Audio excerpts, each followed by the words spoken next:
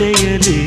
ಜೊತೆ ಜೊತೆಯಲಿ ಇರುವೆನು ಹೀಗೆ ಎಂದು ಹೊಸ ಹರುಷವ ತರುವೆನು ಇನ್ನು ಎಂದು